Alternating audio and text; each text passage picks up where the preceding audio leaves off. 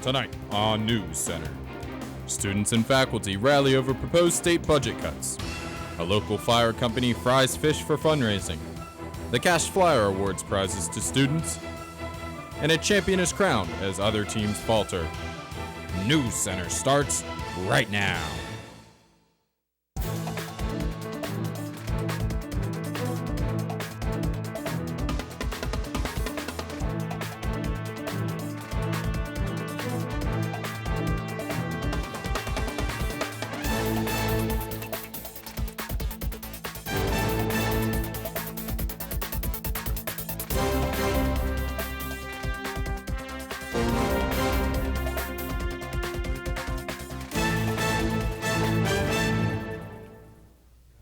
Good evening and welcome to CUTV NewsCenter for the week of March 1st, 2012. I'm Andy Hughes. And I'm Gloria Stone. California University of Pennsylvania was the location of a budget rally earlier this morning. APSCUF, the faculty union of higher education in the state system, organized different speakers including faculty, staff, and State Representative Pete Daly to speak about the budget cuts on educational funds. Under the direction of Rick Cummings and Michael Slavin, students were encouraged to send a postcard to Governor Corbett and take a hit at a budget piñata. The intent was to join the 13 other PASHE system schools. It's kind of an action week, and each school is holding some kind of a rally or an event to get out the word that we're not happy with what the governor has proposed, and that the legislature is the only people now that can make any changes to it. So it's our intent to get word to them to make those changes. We don't need cuts as severe as what the governor is proposing. It's going to fall back on you guys. It's going to have to be a raise in tuition. Well, today, as I've been a member of California University of Pennsylvania for almost 2 years now, and in the 2 years I've been here, costs have gone up significantly ever since I started coming here, and it's just ridiculous coming from the standpoint of a student, and my parents as well, who have to go through it, are paying for about half of it, and you know, it's just getting out of hand. I know it comes from the governor, and I know we all understand that we're living in some tough times, the economy, jobs, and just education should not be one of the things that is raised right now. The Corbett administration is so hell-bent on this whole cutting of basic education and higher education. What you're seeing is that it's attacking the very way that we live. It attacks the opportunity for many young people to get a great education. We can't let that happen. I don't believe in I think it's an effort to dummy up America. This is part of that effort, and it really scares really living hell out of me. California University President Angelo Armenti Jr. held the semesterly student convocation this past Tuesday in the Natali Performance Center. After a brief presentation and a question and answer session with students, Dr. Armenti spoke to CUTV about the many topics that he discussed, including student awareness and the assets that the university is using to keep enrollment up. So I think we have an advantage in that our students are curious and eager to help, and I think that showed in the response that I got their students were very, very attentive. So I think we have an advantage in that our students are curious and eager to help. I believe that we're going to have to propose a plan because it's not being proposed anywhere else, how Cal's mission is going to be preserved indefinitely. I have ideas about how that's to be done, and I'm going to be communicating that to our students, to our faculty, and our staff. We continue to recruit, we continue to mail things to students, we continue to bring more and more students on campus. If we did nothing, I think the privatization would in fact cause our enrollments to go down. We're going to do everything in our power to prevent that from happening.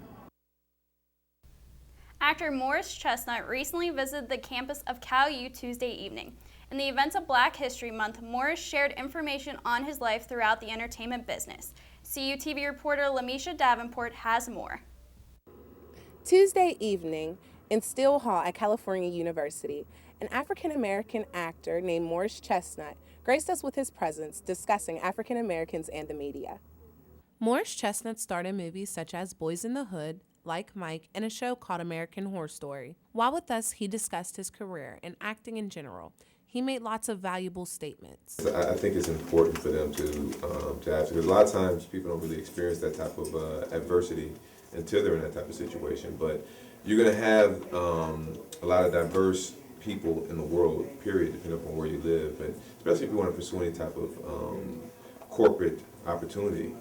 So I think it's good for young people to have to go through some type of adversity because it's a reflection of life. Students enjoyed Morse Chestnut's discussion and how inspirational he was, letting them know their dreams are not too big and anything you love, you should go for it. My favorite part was when he was encouraging people to proceed about their dreams, not even actors and actresses, just everyone in general. Reporting for CUTV News Center, my name is Lamisha Davenport. Mike Green, the president and founder of Collegiate Consultants, visited California University this week to discuss the effects of alcohol to students. Green, who is recognized as one of the most outstanding young men in America, has produced drug and alcohol problems for many different organizations, including the Philadelphia Flyers of the National Hockey League. The nationally recognized speaker urged those in attendance to be more responsible with the alcohol that goes into their system. Green's discussion provided students with a very educational experience in which he hopes that they will learn from. California Borough Volunteer Fire Department is holding Fish Fry Fridays at the fire department location off of Wood Street during the Fridays of Lent. CUTV reporter Will Moore has more. California Fire Department has long held a fish fry during the Lenten season as one of its major fundraisers to equip the fire department and keep our operations going. We start on Ash Wednesday and run through every Friday of Lent. We're very grateful to the community and our visitors because each year our sales go up and we try to add new menu items. This year we actually have baked fish offered for dinner for those that don't want a fried food item. So once again, the fire department fish fry runs from 11 a.m. to 7 p.m. every Friday during Lent. We also have students from the university. We've been able to work out an arrangement with the Office of Civic Engagement where we have students working throughout the fish fry days. Last Wednesday, on Ash Wednesday, we had over 25 students donate over 50 hours of their time assisting with the fish fry.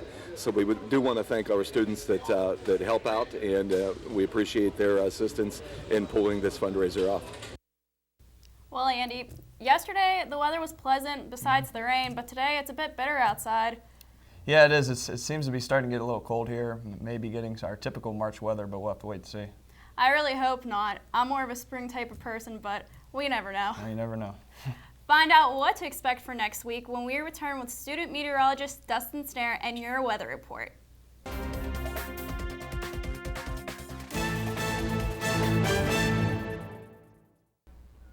Welcome back to CUTV News Center. I'm Miriam Mason with your entertainment report. The popular game show, The Cash Cab, was given a CalU makeover as the Cash Cab was turned into the Cash Vulcan Flyer. CUTV has more. Show the Cash Vulcan Flyer? Yeah. Anybody? All right, how many do we got here? 7? What's up, Pookie? What's up, man? Separate yourself, 3 people and 4 people. Each of you get a team. Go ahead, pick your teams. Cab on TV.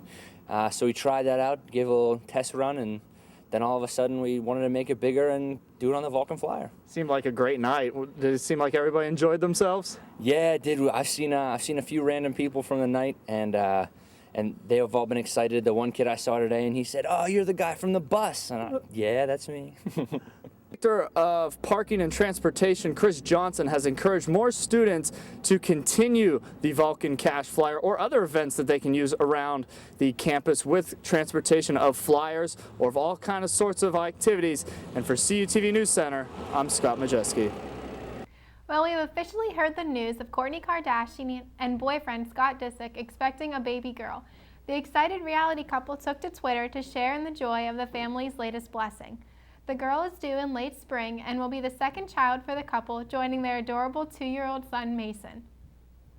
It is rumored that not 1, not 2, but 3 Princess Diana movies are in the making. And with beauties such as Keira Knightley, Scarlett Johansson, and Charlize Theron, who are supposedly tied to the various projects. The film producer, Stephen Evans, spoke openly about his next project, a film based on the book Closely Guarded Secret, which was penned by Diana's bodyguard. Evans admitted that they are looking at relative people that are unknown and 1 or 2 very famous people to play the part.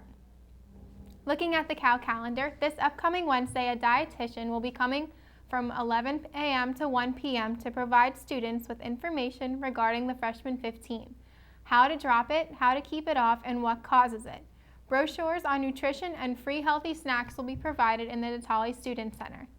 CalU welcomes Denise V. Holtz for its 7th annual Audrey Beth Fitch Women's Studies Conference. The discussion will be about human trafficking in the United States and begins at 9:30 a.m. on March 6th in the Natali Student Center. Also starting next week is the Vagina Monologues. With humor and grace, this award-winning play celebrates women's sexuality, starring CalU students. The performance has become a Women's History Month tradition. Tickets are $5 for students and $10 for others in the community. The show is at 7 p.m. on March 7th and 8th in Steele Hall's Blaney Theater. J. Edgar begins this weekend at the Vulcan Theater, showing at 11 p.m. The movie stars Leonardo DiCaprio and Naomi Watts.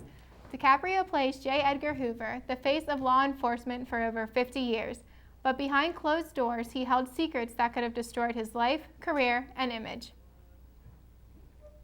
So the Vagina Monologue starts next week, and I am so excited. My roommate's actually in it, so. I went last year, and your roommate was in it last year, I remember. She was. And it was actually a fun time and very educational and in good taste. Yeah, I heard a lot of good things about it last year, so I'm sure it'll be the same this year. All right, Miriam, thank you. You're welcome. When we return, Scott Majessi has your sports report. Stay tuned.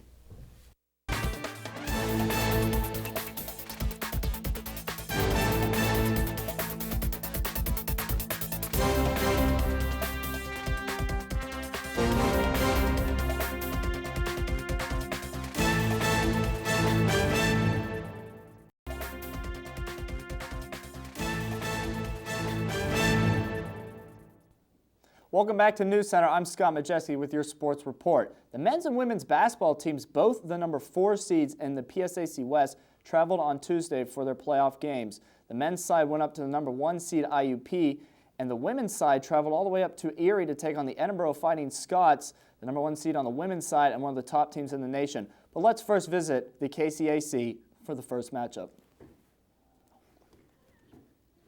As we go California Vulcans and IUP, here we are at KCAC, and you see CJ Towns starting it off here early. Down low to Steve Swick, who finds Trayvon Van, slams on home. It is 6-6 even early in the first half. And then Superville, a turnover, Keith Lowe with the steal.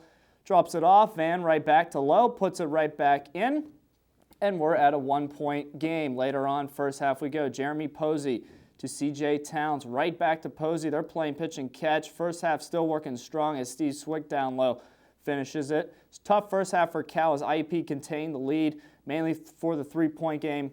See right there, Superville knocking it down with some ease and getting the and one to help them out for the 4-point play. We go later on here, second half. Mr. Clutch, as Clinton Logan likes to call him, Chad tipped in the big 3-pointer, 1-point game.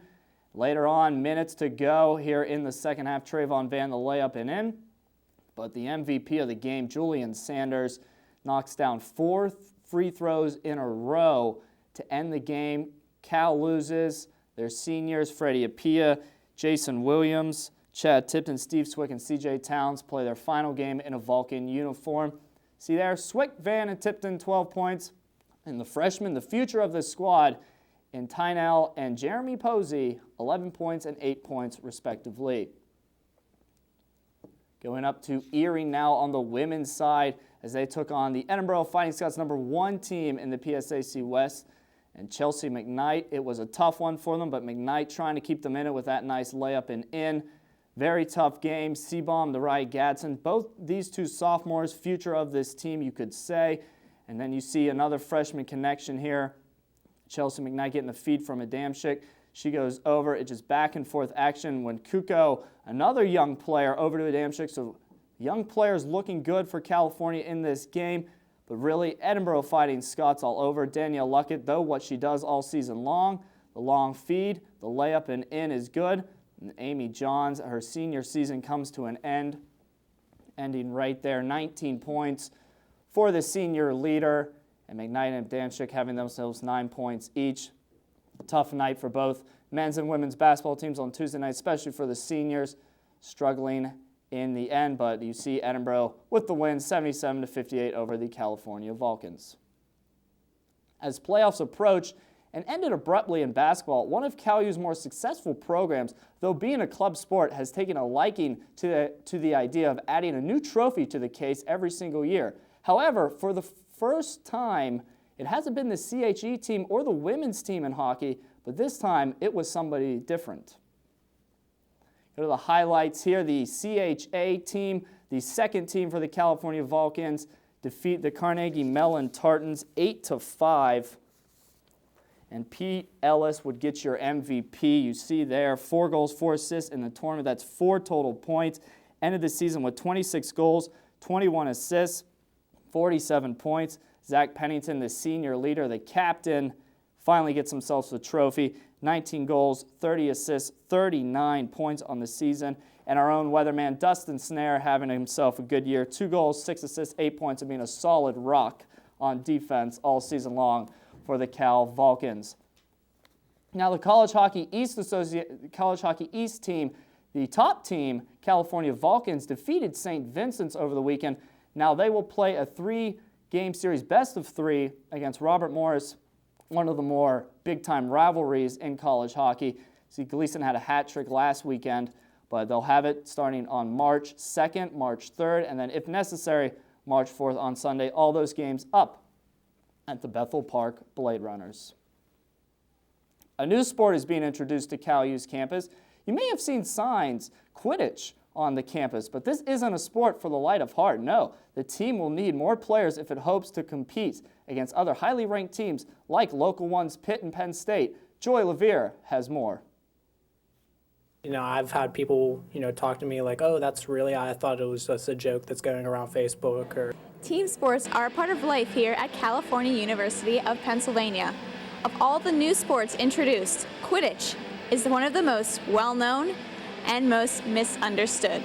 It is a mix of like rugby, soccer, and football. You have 3 chasers, 2 beaters, a seeker, and a keeper. The game of Quidditch was adapted from J.K. Rowling's novel in New York in 2005. There are now over 600 teams in the world. 559 of those teams are in the United States, and 37 of them are in Pennsylvania. Everyone thinks it's like a bunch of Harry Potter obsessed fans just running around or like live action role play, but it's not. It's a full contact sport. It really is a lot of fun. It's tackling and full contact, and it's something for everyone.